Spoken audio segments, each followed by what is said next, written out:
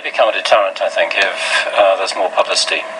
We've had a number of examples over the past year of incitement cases being used where people have gone to prison. If you remember, in Cheshire, I think 2 young people went to prison for 4 years in respect of inciting rioters' behaviour as a consequence of the London riots. Now we've had this case in Swansea.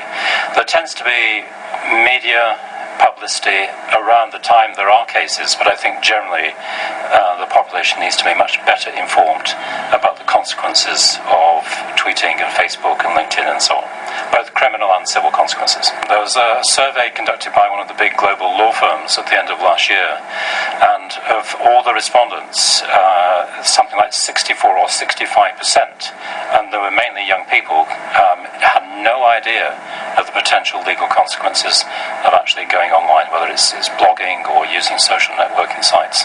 And so I think there is a real need to advertise the deterrent effect of sentences in the criminal law context, but also there are civil law consequences. For example, Chris Cairns, the New Zealand cricketer who took a libel action against an Indian Premiership owner, was awarded £90,000 in damages yesterday in the High Court in London for things that were tweeted by the Premiership person from India.